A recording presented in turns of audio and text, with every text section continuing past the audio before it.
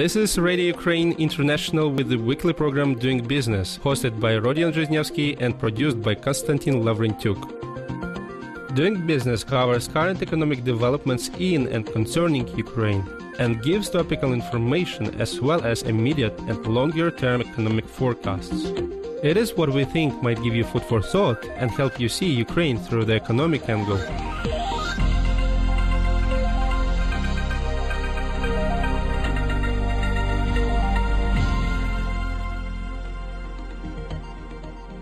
There is one common feature among people who are obsessed with France, or ones who study French, is a strong desire to live and possibly work in France.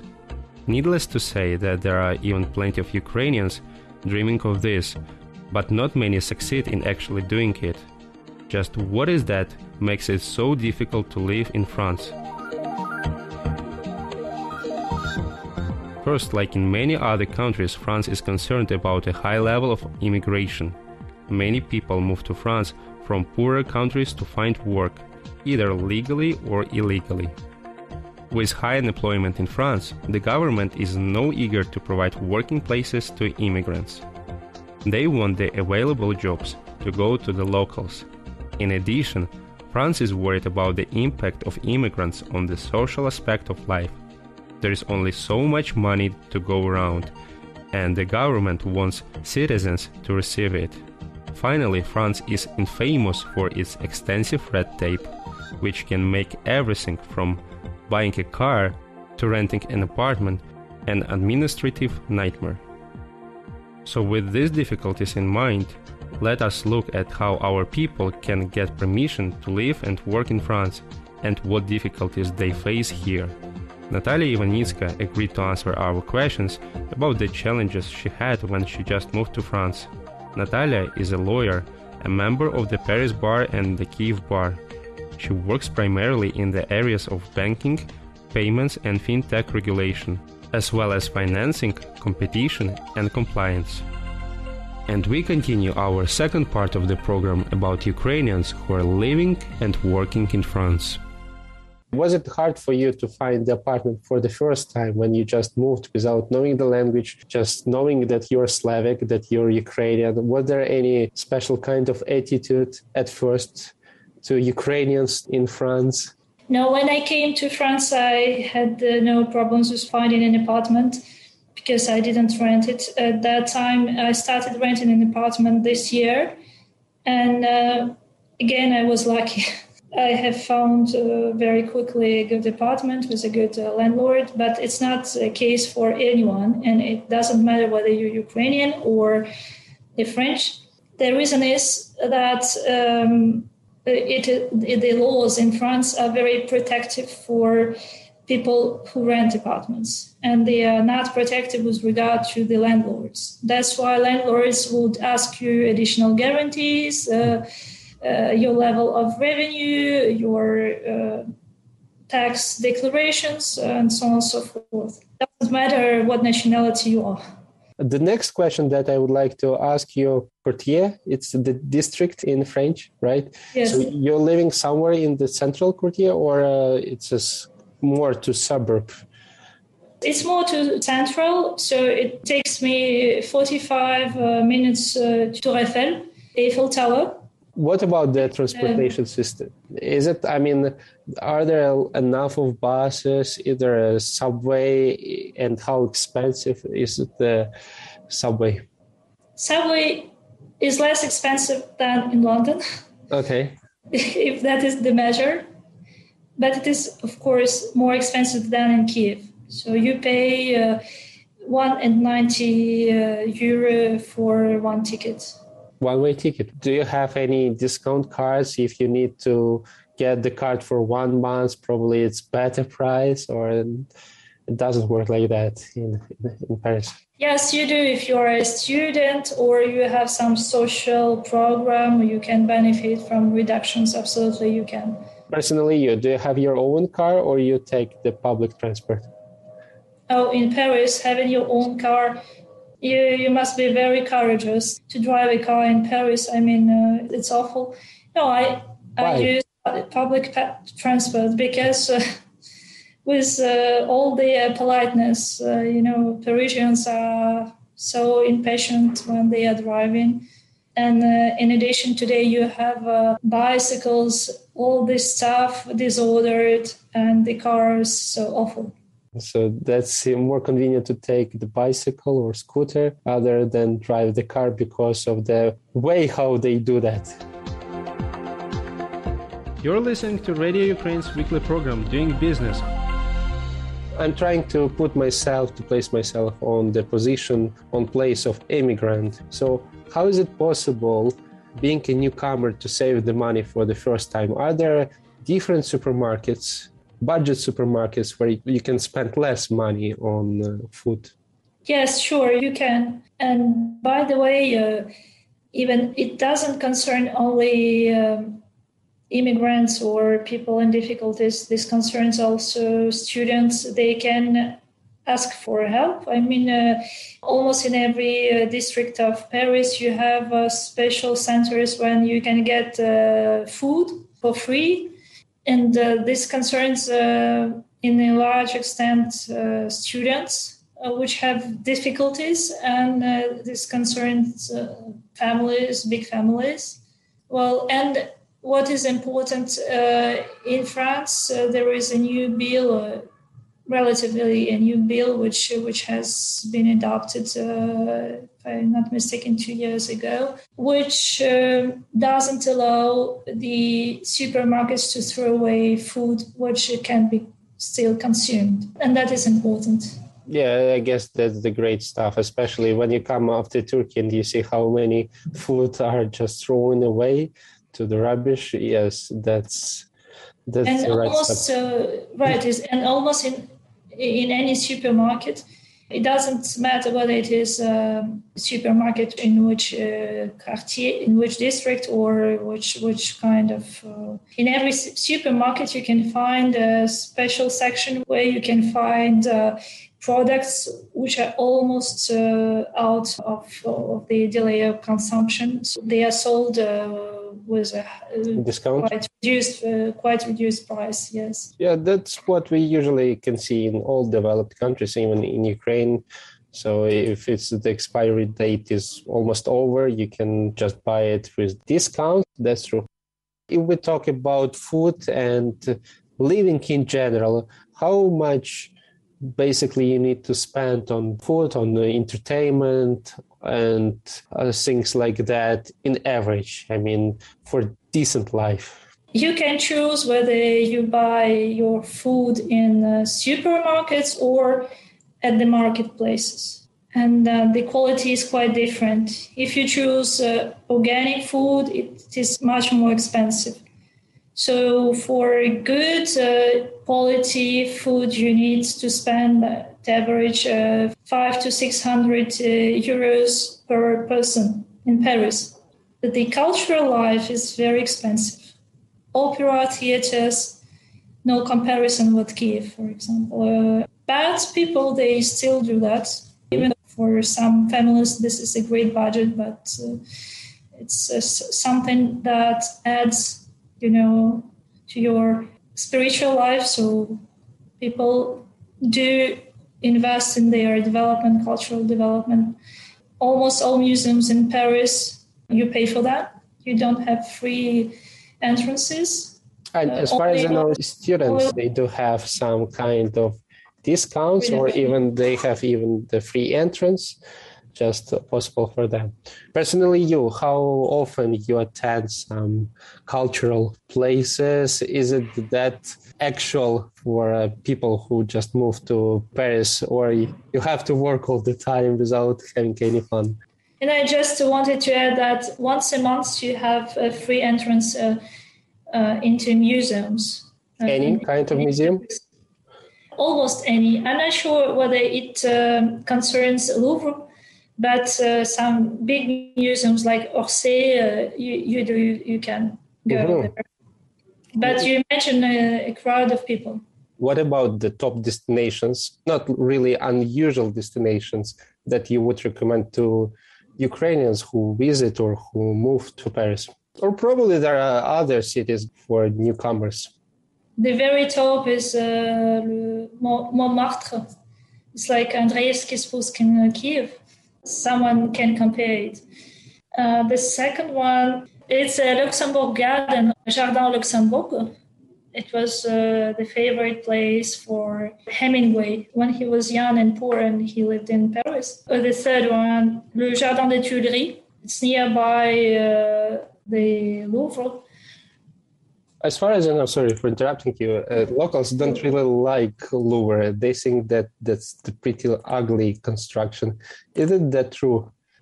Yes, they do criticize it a lot. But now the Louvre construction has its rival because there is another nightmare which has been constructed recently nearby the Eiffel Tower. What is it?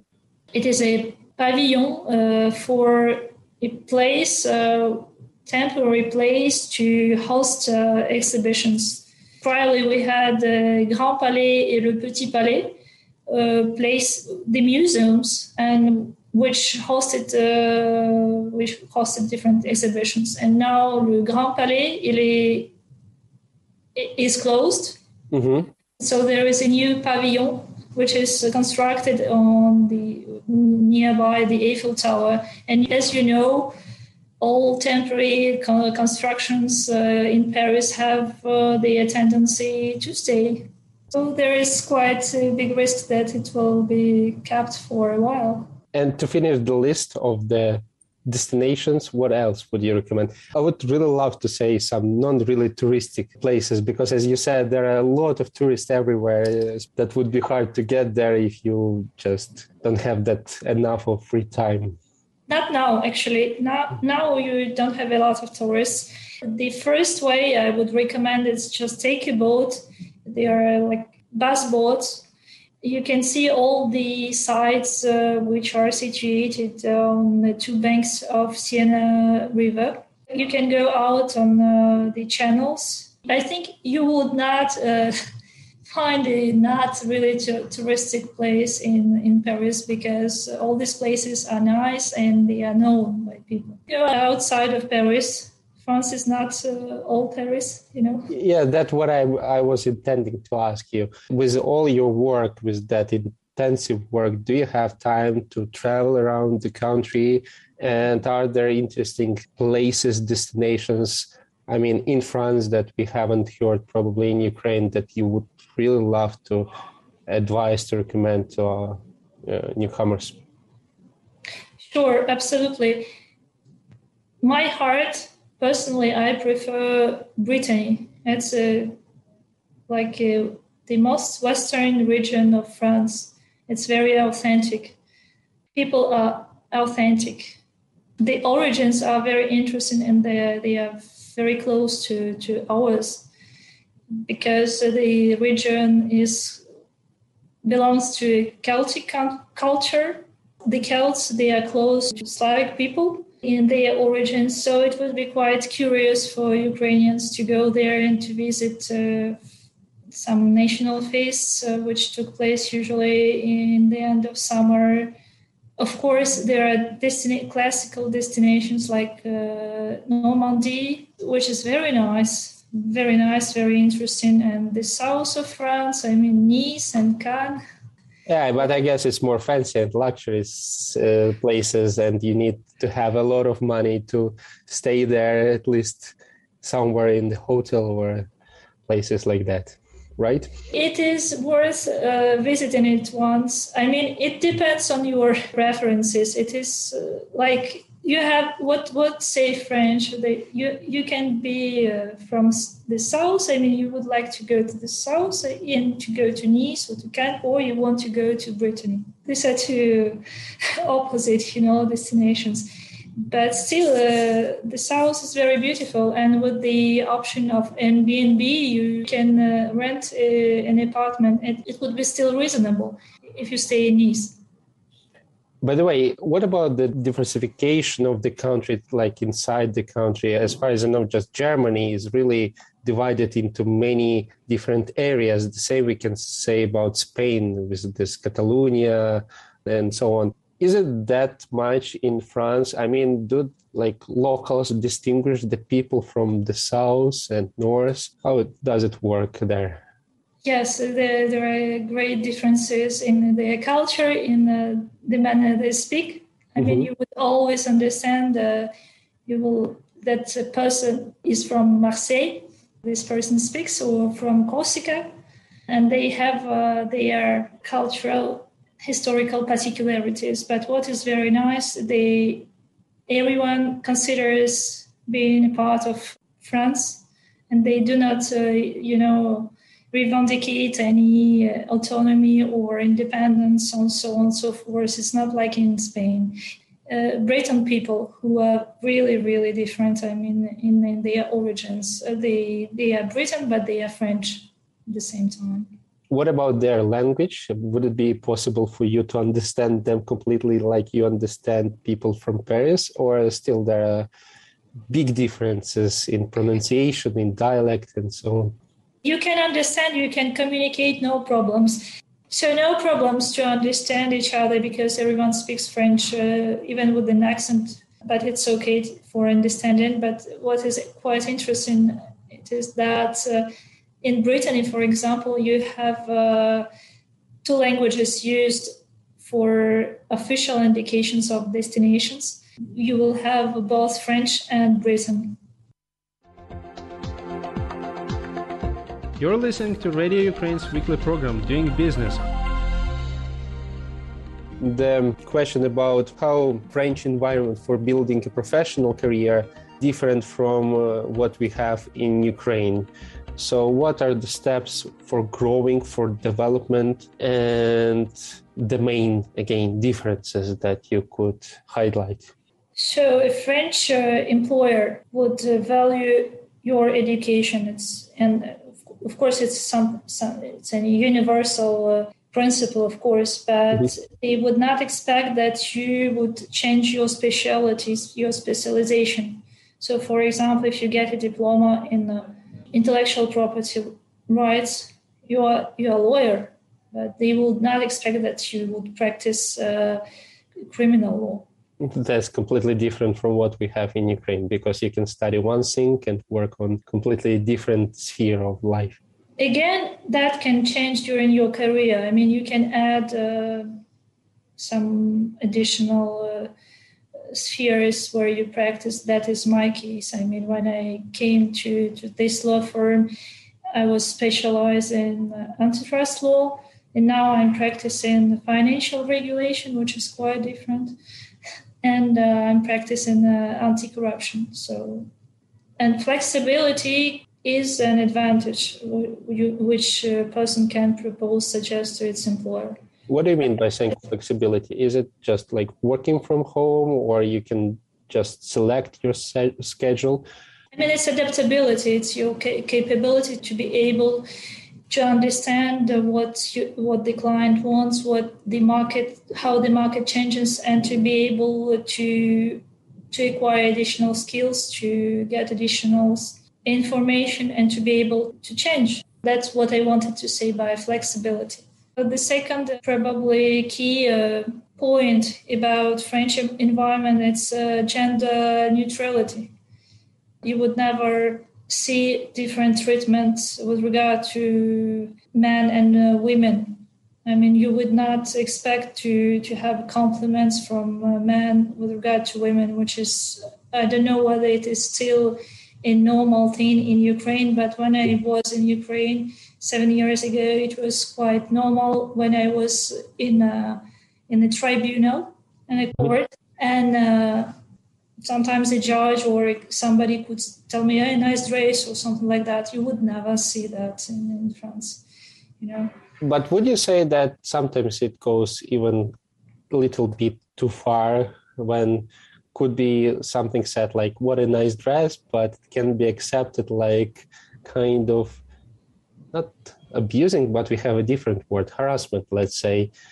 I mean, that tolerance, does it lead sometimes to some negative consequences? No, of course you have such a big cases of harassment, and they are public. The advantage, they are public. In France, we have this movement, Me Too, which is very popular, and which is quite scaled now, you know.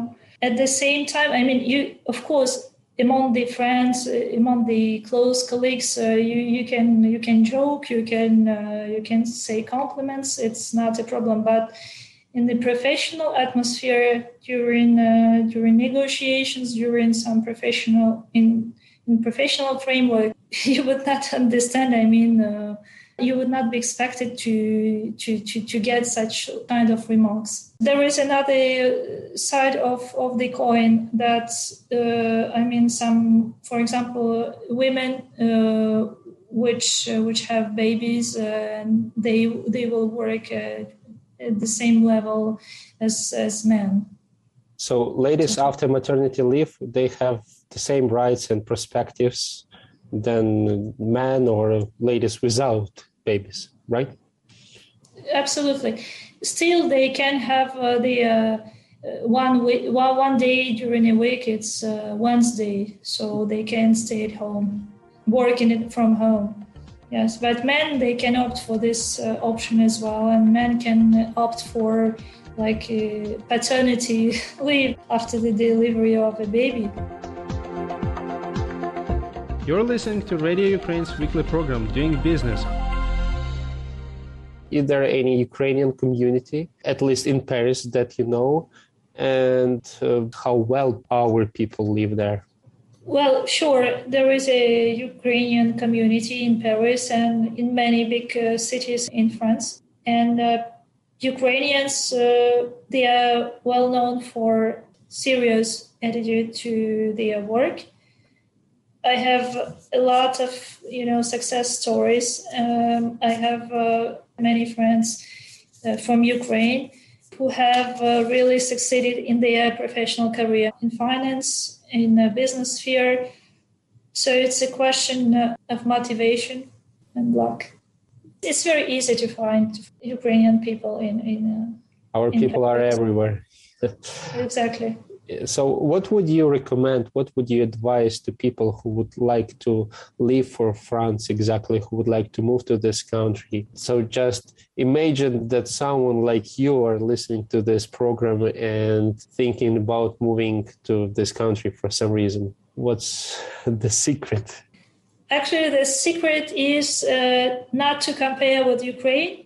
I mean, to be absolutely open-minded, to be tolerant, to learn French, to be motivated and understand that you should work harder than French. That's true. I guess that's everywhere. When you move to the new country, you know that you have to be better than the locals, because in this case, there is no reason for you to stay there. And that was pretty informative. So people now will know what to expect when they move to this, not exotic, but still unfamiliar country for us.